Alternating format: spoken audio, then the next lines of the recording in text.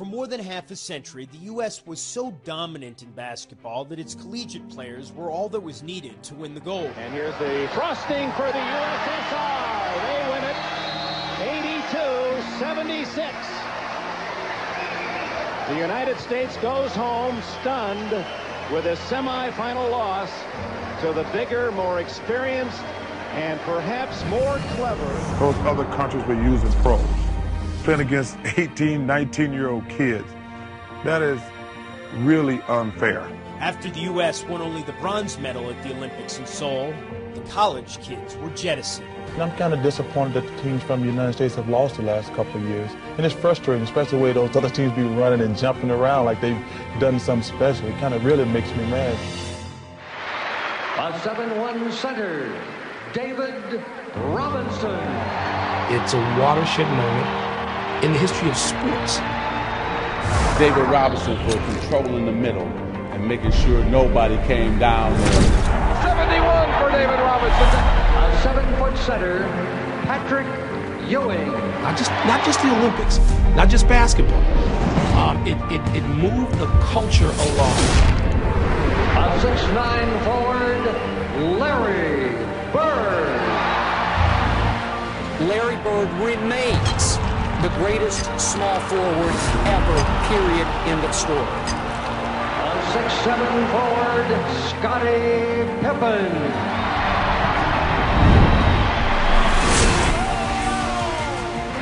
A 6'6" guard, Michael Jordan. He wants to indicate where he's going to take off on this dunk. Fire! His foot was honest to that tape. A 6'7" guard, Clyde Drexler.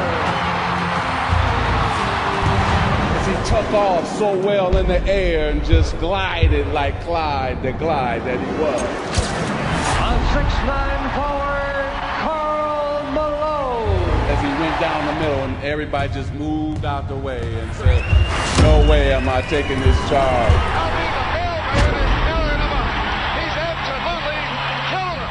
A 6'1" guard, John Stockton. His sense of where he was on the floor, his peripheral vision. I've always said I think John Stockton is the perfect point guard. A 6'7" forward, Chris Mullin. When God made a basketball player, he just carved Chris Mullin out and just said, this is a player. Mullin, the greatest outside shooting exhibition I've seen in years, maybe ever. A 6'6" forward, Charles Barkley. Yes, he really dominated the play. He was our best player. And a 6'9" guard, Irvin Magic Johnson. What may well be the best basketball team ever assembled. And here they are, moments away from their international debut.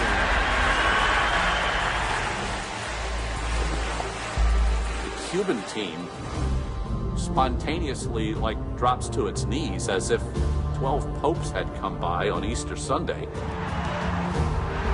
At that point, the idea that this is merely a basketball game has been ripped asunder. It was a surreal feeling. What I do? We're here to kick y'all behind. Officials, Kostas Rigas of Greece and Carlos Affini of Brazil, both with vast international experience. And in the white uniform, Magic Johnson controls the tip. Here's Larry Bird backing in, goes to the fadeaway. In 91 feet, crowd wanted to travel, but the air ball was tossed by Burrell. Johnson leading the break.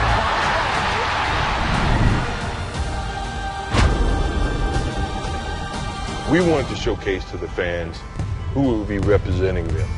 The lead is 30. Steele. Jordan.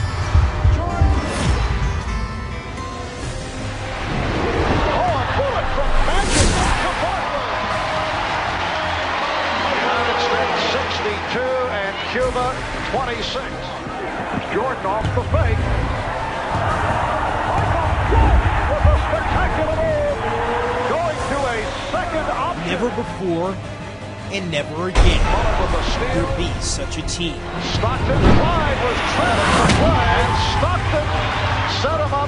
Barkley. Put a message around the world today that y'all can give it up. You foreigners can give it up.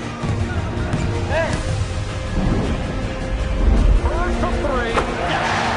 The dream team is the greatest team ever assembled, and I know that. Magic with the pass that misfired. Jordan with the behind. Save. Here's Bird. Yes. You just knew that Larry Bird was not going to miss that shot. All but effortlessly, the U.S. qualified for Barcelona and gave the world a taste of what was to come. I want to say this is just a small step to what our goal really is, to get to Barcelona, win the gold medal, and bring it back where it's supposed to be. Thank you.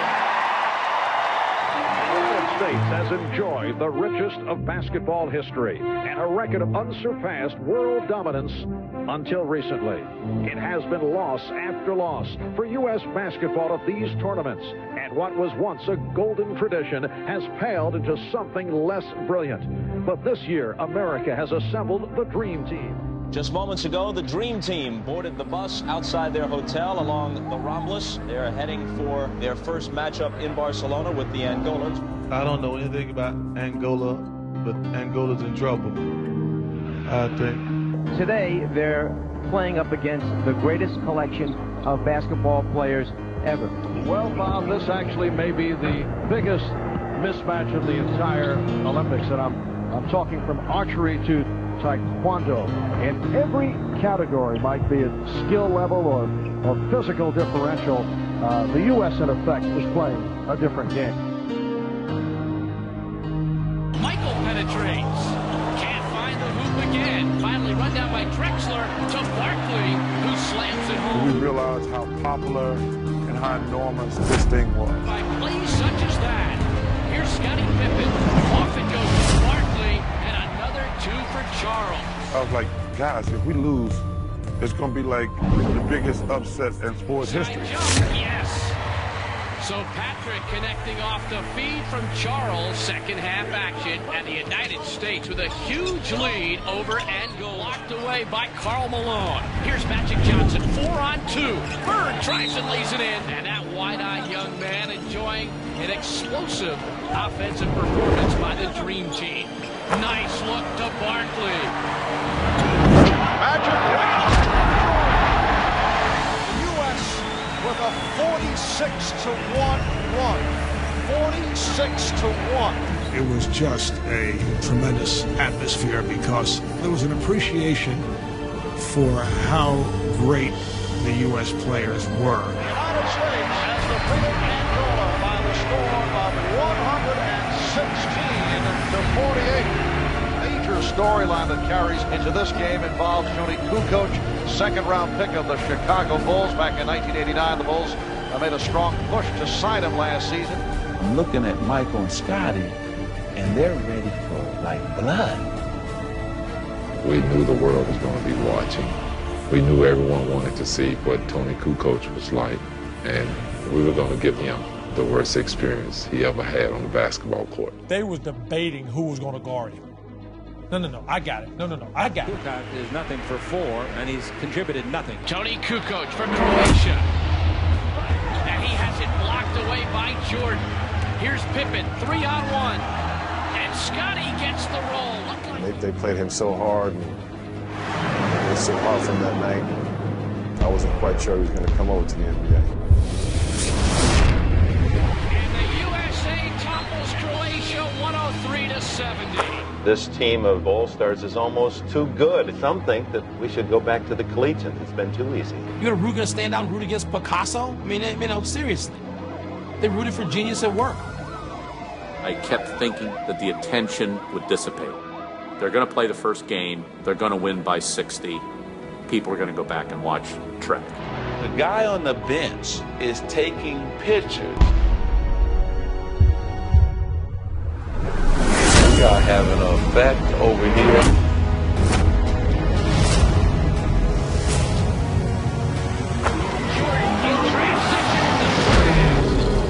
It kept building and building and building.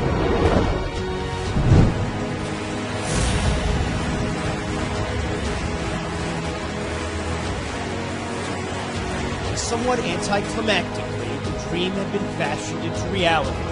point was never to make things interesting on the court, just to crush all those other countries who dared to challenge American basketball supremacy. And the Dream Team win gold. Basketball has become a big, and literally, these individuals are like rock stars. It really lifted basketball, and it gave birth to international stars. We made the game a worldwide game.